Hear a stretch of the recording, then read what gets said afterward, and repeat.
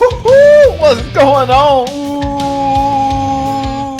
Welcome, man. Welcome back to the channel, guys. What's going on, man? Real quick. Have a 2012 Dodge Durango with falling head gaskets. I want to say everything have been replaced to water pump, thermostat. They changed the PCM and wiring still overheating. Oh my goodness, my man. 2012 Dodge Durango. I'm assuming it's a Pentastar. It can go either way, a V8 Hemi or a V6 Pentastar. Why a PCM and why wiring? Okay, it's not one of those parts Canon deals, is it? I mean, it doesn't matter. That's still a starting point to, like I say, overheating. Everything have a starting point, my friend. You getting wire harness and PCM for overheating? I need. There's something going on I don't know about. Is it worth getting the gasket replaced or replace the engine? Q. Which gasket you talking about? You talking about head gasket. A lot of people have resulted in doing engines simply because of the uncertainty. Okay, yes, it's too risky to do head gaskets anymore. These are aluminum cylinder heads we're dealing with, guys, and once they overheat to a certain temperature or a certain point, they warp, and you can never on your own unwarp it. So once it's warped, it's going to always come back to haunt you. Okay, in order to fix a warped cylinder head, a machine shop will have to shave, will have to get it flatlined and pressure tested and make sure the whole, you don't even want to head back after you done cut so much of it off. Yeah, a lot of guys just going in with whole new engines, my friend. I told you, man, we were coming parts replacer. All right, I got to go, man. I got to wind it down. Oh, just throw parts in. No, not a good idea. But that seems to be what's going on this day and age. Part two, phone was just spinning before. I like seeing your day-to-day jobs on current vehicles. I now watch less of other guys since they show their repairs, which are playing out before filming. I mean, you know, and somebody, I don't know, man, how do you plan out? Now, granted, nobody walks around like me with this damn thing, right? So I guess in order for other YouTube mechanics to make a repair video, you know, they got the big tripod and they're professional looking. So I guess the problem is pre-found. Is that what you're saying? Because this is so small, and I used to have a GoPro right here on my head, so I can check. I can use both hands, go and check, and speak at the same time. That leads for interesting stories. Okay. Let's let it back up in the air. Let's see what. Oh man, I gotta leave. Let's let it back down. Let's look at this. Okay, let's go back up and see if we see this. All right, let's let it back down. Now, but I do have some pre-problem found videos out there. Don't get me wrong. That happened. That's going to happen. I don't know. I don't know where I'm going with this comment. But I appreciate you watching. Let me say it like that. Let me say that. No more guarantee. 2013 Dodge Grand Caravan won't go in reverse. I think it's the compounded drum. Why, my friend, would you think that? What do you think? Oh, here go another one of those. What do you think? My friend, oh, my man is coming via Facebook. You over there on Facebook, guys. Yes, this channel or this video is streaming live on 2 Facebook channels and 1 YouTube. StreamYard, it's not free. I have to pay their asses a monthly fee, but I can broadcast out on 3 different platforms. So I'm out on Facebook. My man want to know. I don't think it's the compounder. You don't have any reverse. Think about it for a second. Although you may be owning something. Now,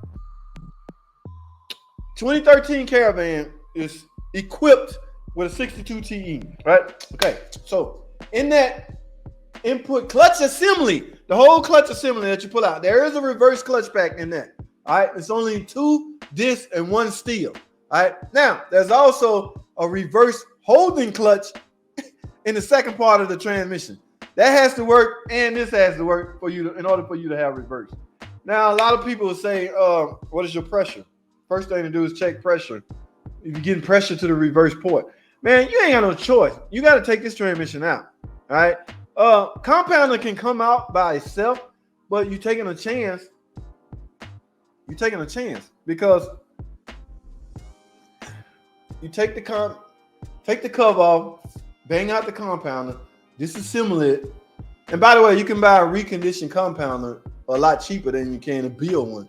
The prices have been dropped because they got so many freaking 62 TE transmission trying to, it's cheaper now. I'm gonna put it that way. But I can't remember if anything reverse related is in the compounder for the life of me. All right.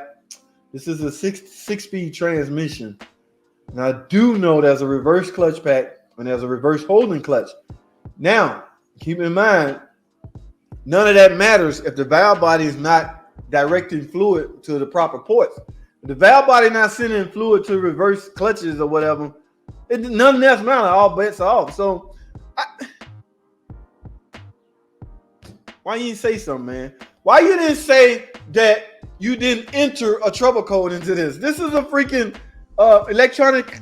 electronically controlled transmission, meaning there's likely some fault codes in the PCM. Get this car scanned, find out what code it is. All right, no reverse, likely it picked up something. So let's find out what the code is.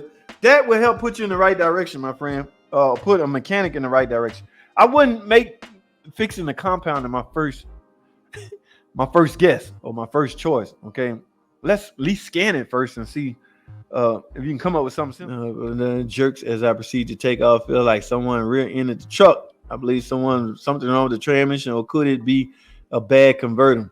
Guys, all these could it be questions. Let me tell you something. Everything nowadays, most of the cars we're driving now are pretty much all computer controlled. Okay, when you say or when you ask somebody something like, could it be such and such that? I view that as guesses. Okay, and I've always say this, and I will continue to say it. Guesses can break you. Okay, you ever seen somebody guess at $1,000 PCM? That's no fun because you can't turn that PCM back in and get your $1,000 back. So there are protocols you have to go through to find out what's wrong with a car. Okay, there are steps. Your car overheating, there are steps. Number one, find out if you even got coolant in it. Is it bled properly? There are steps you have.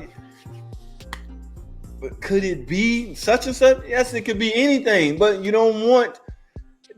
And I say this too all the time. When somebody tell you, I guarantee you it's the damn alternator. I don't know, alternator is a terrible example, but the guesses irks me, guys, because I've seen guys break the bank off guesses, but I believe something's wrong with the transmission. So if you believe that, let's get the transmission scanned. Let's go inside the brain. Let's go and look and see what the hell the computer sees. Because if you know that, you can proceed or go to the next step. There's no starting point until you find out what the hell the computer sees. All right. Most of the cars we drive today is computer control, guys. So we gotta have a starting point of at least finding out if there's a fault code, a trouble code. If you didn't get something answered or whatever, ask me on any video. I can see it with an app on my phone. All right. Pedro, that's what's up. So guys, I'm done. That's all I have. Thanks for watching. Comment, subscribe. Do that. One more. X, that's what's up, man. X, appreciate you, man. You know the drill, man. Thanks for watching, guys. I'm out.